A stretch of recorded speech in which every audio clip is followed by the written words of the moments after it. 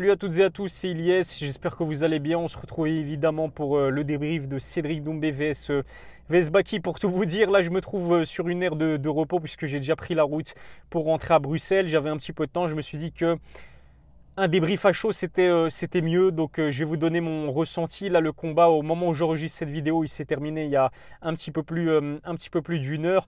Et c'est vrai que le sentiment qui prédomine, c'est un peu de frustration. Et effectivement, parce que vous étiez toutes et tous devant ce combat. Et vous le savez, Cédric Doumbé s'est incliné pour la première fois de sa carrière au MMA.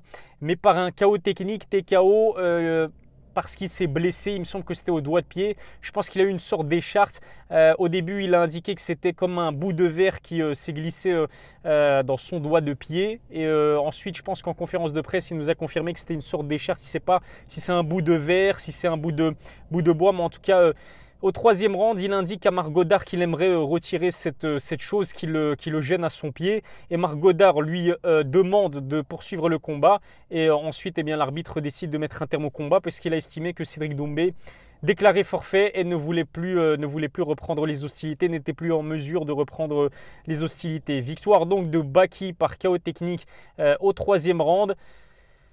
Qu'est-ce que j'ai pensé globalement du combat? Je dirais que premier round, avantage Baysangour Shamsudinov. Je pense qu'on sera tous d'accord pour le dire. Moi, il m'a impressionné. Il m'a impressionné par le timing de ses amenés au sol. Il m'a impressionné aussi par sa confiance en vérité. Il a réussi, il me semble, tous les amenés au sol qu'il a tenté dans la première reprise. Au-delà de les réussir, il a quand même réussi à contrôler et maintenir Cédric au sol. Même si Cédric, à un moment donné, a réussi à se relever. Et d'ailleurs, c'est ça qui est bien dans cette performance de Cédric Doumbé, même si malheureusement pour lui, c'est une défaite. Mais ce qui est sûr, c'est qu'on en sait beaucoup plus concernant sa lutte défensive. On en sait beaucoup plus concernant son sol. Il y a certains moments où c'était impressionnant. Il y a un moment donné, je pense qu'il se prôle. Il y a un moment donné, il fait un cumulé, on va dire, assez explosif pour renverser la situation au sol. C'était pas mal, franchement.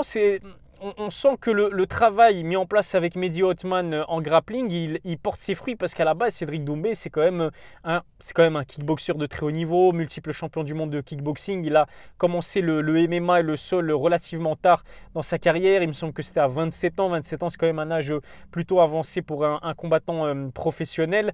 Et donc voilà, on a pu apercevoir le niveau de Cédric Doumbé au sol, le niveau de Cédric Doumbé en lutte défensive. Après, ce qu'il faut dire, c'est que c'est vrai qu'au premier round, Baysangour Shamsudinov a réussi à l'amener au sol avec une relative facilité. Dès qu'il le voulait, Baysangour a réussi à amener Cédric au sol. Par contre, à partir du deuxième round, là, c'était beaucoup plus difficile.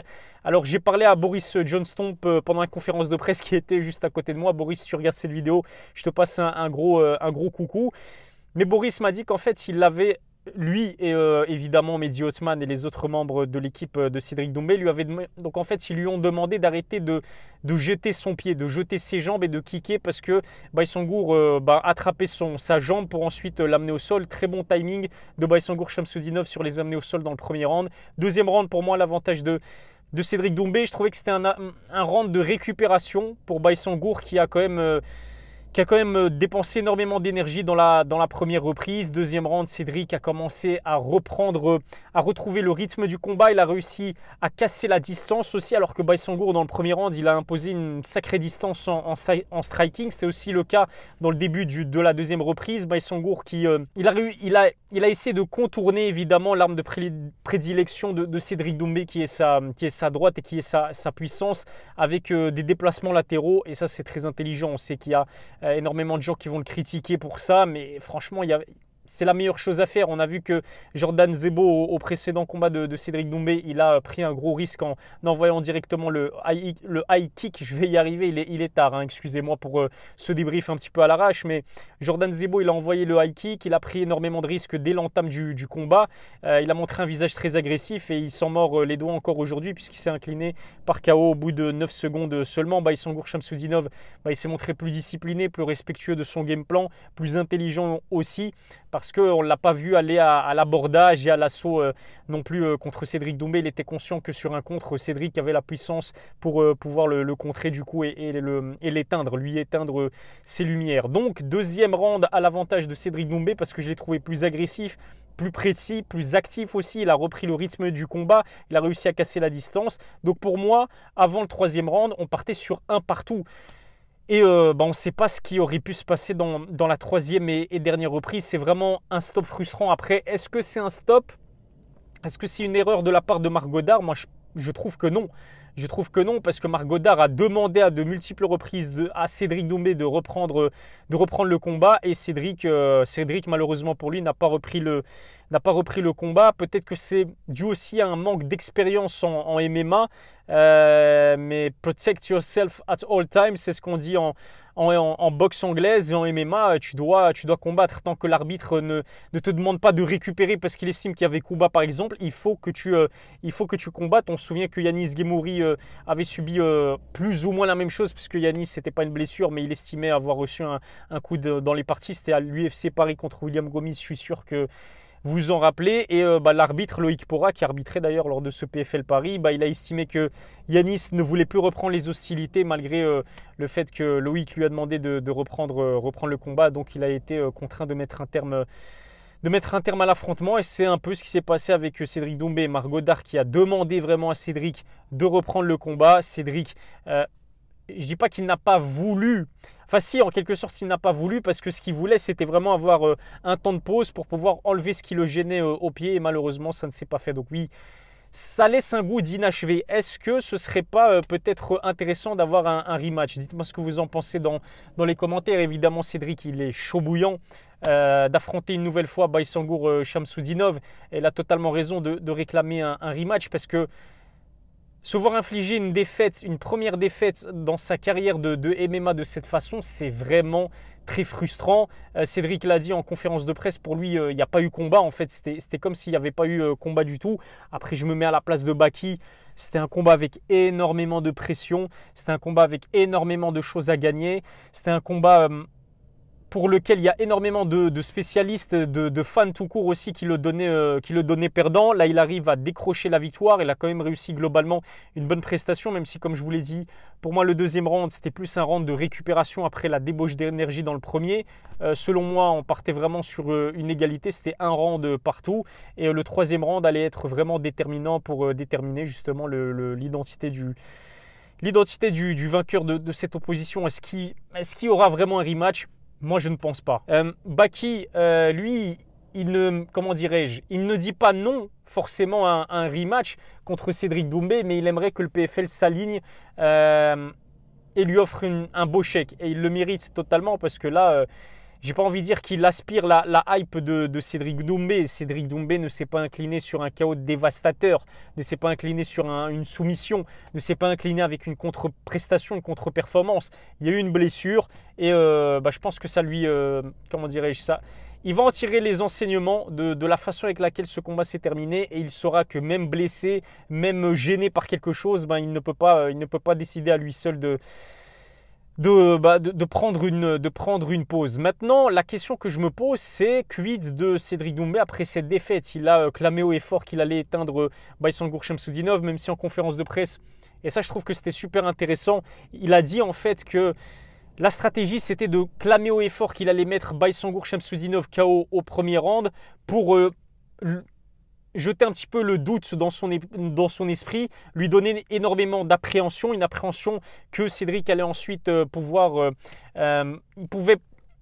L'objectif, c'était vraiment de profiter de cette appréhension pour le contrer et justement s'imposer sur KO, non pas dans le premier round, mais plutôt dans le deuxième round. Mais avec tout le trash talk qu'il y a eu avant le combat, avec toute la communication qu'il y a eu avant le combat, avec tous les guests qui étaient présents ce soir pour assister à la victoire de Cédric Doumbé, faut dire la vérité, tous les guests ou une majorité de guests qui étaient présents ce soir au PFL Paris étaient présents sur invitation de Cédric Doumbé, ou en tout cas parce qu'ils voulaient assister à la prestation et donc à la victoire de Cédric Doumbé.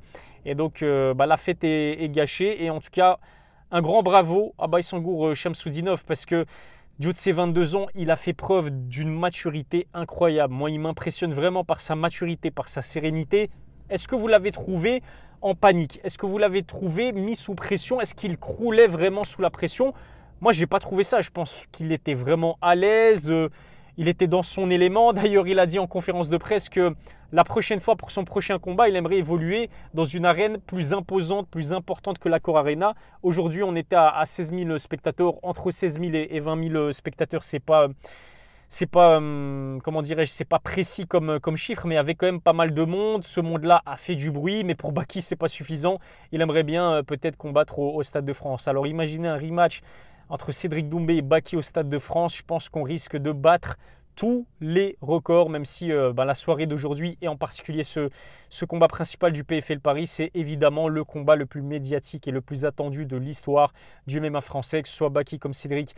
Il marque l'histoire de la discipline en France. D'ailleurs, j'ai beaucoup apprécié le message d'apaisement, j'ai envie de dire, très fair-play de la part de Cédric Doumbé envers Baki. C'est vrai que la tension, elle était vive à quelques heures de ce combat, quelques jours de ce combat. Ça s'affrontait. Les pro-Doumbé ne lâchaient pas la veste aux pro-Baki et inversement, les pro-Baki ne lâchaient pas la veste aux pro-Doumbé. Il y a énormément de trash talk qui s'est fait entre les deux combattants. Même les fans se sont affrontés sur leurs réseaux sociaux respectifs. Donc, c'est aussi satisfaisant de se dire que la soirée se termine bien, il n'y a pas eu de débordement, il n'y a pas eu de bagarre générale, heureusement. D'ailleurs, Nassourdine Imavov était présent dans le coin de Baki. J'ai eu peur, je me suis dit, est-ce que le trash talk de Cédric Doumbé avant le combat va avoir raison du sang-froid de Nassourdine Imavov? Est-ce que Nassourdine va faire une dinguerie? Mais non, évidemment, Nassourdine, c'est quelqu'un qui est très intelligent.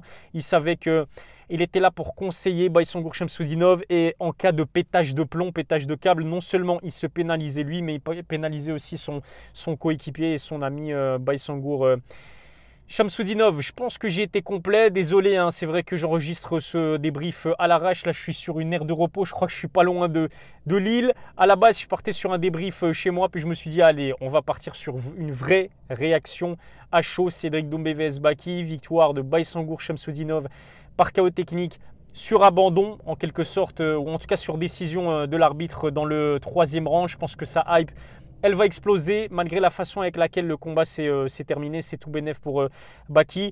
Je pronostiquais avant le combat une victoire sur KO au 2e round de la part de Cédric Doumbé, mais comme je l'ai dit, franchement, Baki, c'est quelqu'un...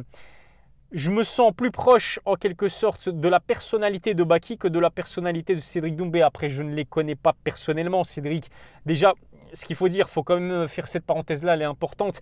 Généralement, il n'y a que les vainqueurs qui s'expriment devant la presse. Là, Cédric Doumbé, il s'est quand même exprimé devant tous les médias, alors qu'il sait qu'il va prendre très cher sur les réseaux sociaux. Je n'ai pas encore eu le temps de checker ce qui s'est dit sur Twitter notamment, mais à mon avis, Cédric Doumbé, si j'étais à sa place, je n'allumerais pas mon téléphone de la semaine parce que les montages, les haters de Cédric Doumbé vont s'en donner à cœur joie. Ils attendaient avec impatience que Cédric se voit infliger une première défaite en MMA. Il n'est plus invaincu. Il faut dire que sa hype, elle en prend un coup aussi. Même malgré la façon avec laquelle ça s'est fait, ça reste une défaite sur son CV et ça fait tâche.